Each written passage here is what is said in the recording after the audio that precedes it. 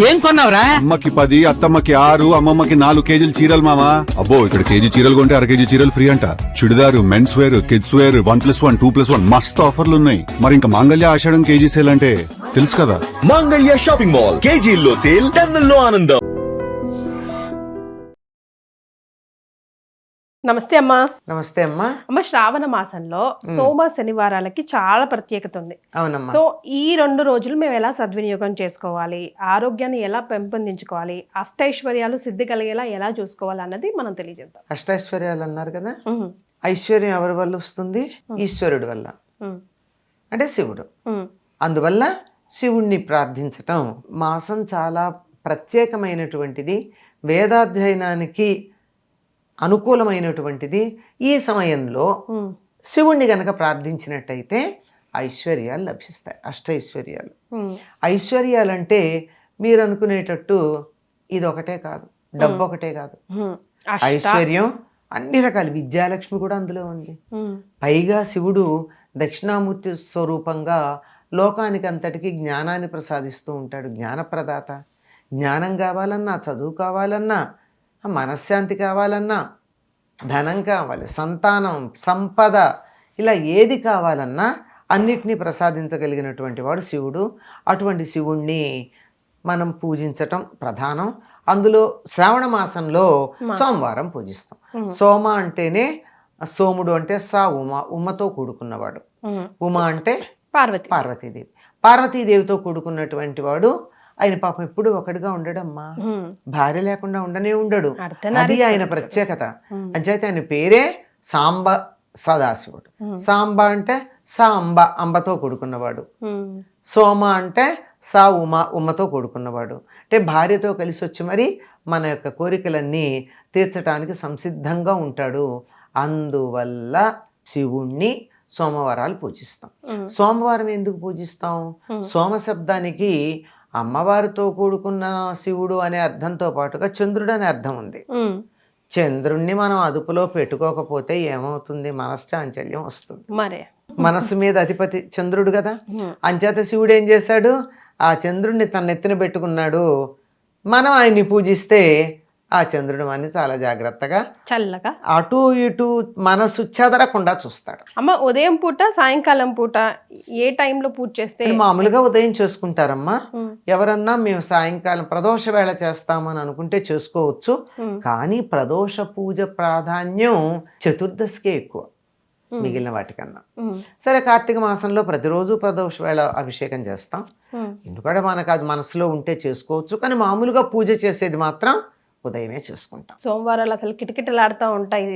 దేవాలయాల్లో అడుగు పెట్టడానికి అందులో సాయంకాలం అయితే మరీను. సాయంకాలం ఎందుకు ప్రధానంగా చేస్తారంటే, సాయంత్రం శివుడు అంతరిక్షంలో నృత్యం చేస్తూ ఉంటాడు, సంధ్యా నృత్యం. ఆ సమయంలో దేవతలందరూ అతనికి వాద్య సహకారానికి వస్తారు. అంచేత ఆ సమయంలో శివుడికి నమస్కారం చేసుకుంటే ఏమవుతుంది?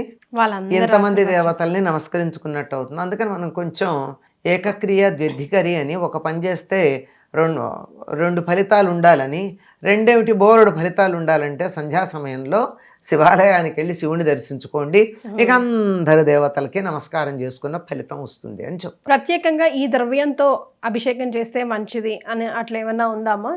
ఉన్నాయమ్మా. ఇప్పుడు కొబ్బరి నీళ్ళు అంటారు, చాలా ఉన్నాయి. ప్రతి దానికి ఒక్కొక్కటి ఉన్నాయి. దీని వట్టివేళ్ళు వేసిన నీళ్లు, తేనె మామూలుగా పంచామృతాల్లో ఉంటుంది అనుకోండి.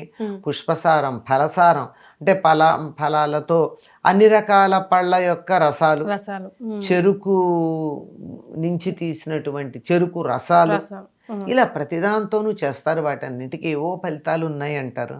కానీ అన్నింటికన్నా మించి ఆయన అనుగ్రహం పరిపూర్ణంగా మన మీద ఉండాలంటే ఆయనకి శుద్ధ జలం ప్రధానం. శివాయ గురవే నమః అనుకుంటూ మంచినీరు. శివాయ గురవే నమః. మరి శనివారాల గురించి? శనివారం వెంకటేశ్వర స్వామికి ప్రీతికరం. విష్ణు ప్రీతికరం అనగానే వెంటనే మనం రాముడో కృష్ణుడో ఇలా అనుకుంటాం కాదండి. ప్రత్యేకంగా వెంకటేశ్వర స్వామికి సంబంధించినటువంటిది. ఎందుకంటే శ్రవణ నక్షత్రం జన్మ నక్షత్రం. నక్షత్రం. తన జన్మ నక్షత్రం ప్రాధాన్యం కలిగినటువంటి నెల గనక ఈ నెలలో ఆయన్ని పూజిస్తే ఆయన సంతోషిస్తాడు. అమ్మ. కనుక ఇది కూడా ఒక వ్రతంలాగా చేసేవాళ్ళు కొంతమంది ఉన్నారమ్మా. ఈ ప్రాంతాలన్నీ కూడాను శనివారం ఉదయమే వెంకటేశ్వర స్వామికి పూజ చేసుకుంటారు. కొబ్బరికాయలు, అరటిపళ్ళు, పానకం, వడపప్పు ఇత్యాదులన్నీ నివేదన చేసి సాయంత్రం వీలైనంత మందికి తాంబూలాలు ఇచ్చుకుంటారు. ఇది ఆడవాళ్ళకే తాంబూలాలు ఇవ్వాలనే నియమం ఏం లేదు. మగవాళ్ళకి కూడా మగవాళ్ళకైనా ఆడవాళ్ళకైనా ఎవరికైనా ఆకు, ఒక్క, పండు పెట్టి తాంబూలాలు ఇచ్చుకుంటారు. ఇది శనివార వ్రతంగా చేస్తారు చాలా మంది. అంటే వ్రతం అంటే తప్పనిసరిగా ఆచరించాలని. 7 శనివారాల వ్రతం కూడా చాలా మంది ఇప్పుడు ప్రారంభిస్తారు కదమ్మా. శనివారంలో ఈ శ్రావణ మాసంలో ప్రారంభించి అది అట్లా కంటిన్యూ చేస్తారు 7 వారాల వరకు కూడా. ఇదో చాలా కొత్తగా వచ్చినటువంటి వ్రతం. అబ్బో అదొక ఉద్రేకం, ఒక ఉద్వేగంగా అది తప్పనిసరిగా చేయాలని చాలా మంది ఈ మధ్యకాలంలో చేయడం మనం చూస్తూ ఉన్నాం. అంటే చేసిన వెంటనే వాళ్ళ కోరికలు నెరవేరుతున్నాయని అది సోషల్ మీడియాకి వచ్చేస్తుందా? ఆహా మా కోరికలు కూడా ఎక్కువ కదమ్మా, అందుకే పులిని చూసి నాకు వాత పెట్టుకుంటది. నేను 7 శనివారాల వ్రతాన్ని చులకం చేసి మాట్లాడాను అనుకోకపోతే ఒక విషయం చెప్తా. అది మంచిదే. 7 శనివారాల వ్రతం చెయ్యండి, ఫలితం ఉంటుంది, అదంతా బానే ఉంటుంది. అసలు చేయకుండా ఉండేదానికన్నా నయం కదా ఈ వంకం చేస్తున్నారు. కానీ ఎక్కడైనా సరే ఒక జ్యోతిష్యం కానీ ఒక వ్రతం కానీ దీనికి ఫలితం అంటే తప్పనిసరిగా కొంతమందికి వస్తాయి. ఆ వచ్చిన వాళ్ళు ఉన్నారు. రాని వాళ్ళ దగ్గర అడిగితే మీ కర్మ పరిపాకం బాగా లేదండి అంటూ ఉంటారు. అంచేత వాళ్ళ కర్మ పరిపాకం అయ్యి వాళ్ళు ఈ వ్రతం చేశారు, అందువల్ల వాళ్ళకు వచ్చింది. అది మన కర్మ పరిపాకం కావాలంటే మనం ఏం చేయాలో వేరే ఉంటుంది, అందరికీ ఒకటే ఉండదు కదా. ఫలితం గురించి ఆశించకుండా 7 శనివారాల వ్రతం గనక చేసినట్టయితే అద్భుతం. 7 వారాలు చక్కగా వెంకటేశ్వర స్వామిని కొలుచుకున్నట్టు. ఇంతకన్నా గొప్ప విశేషం ఏమి ఉండాలి చెప్పమ్మా. కానీ మొత్తం కూడా ఏకభుక్తం కానీ ఉపవాస దీక్ష కానీ ఈ శ్రావణ మాసం అంతా చేస్తూ ఉంటారు కదా. అసలు చాతుర్మాసంలో చేస్తారమ్మా. చాతుర్మాసం అంతా చేస్తారు. లేకపోతే కనీసం శ్రావణ మాసంలోనన్నా ఒక పూట భోజనం చేయడం లాంటివి ఉంటాయి.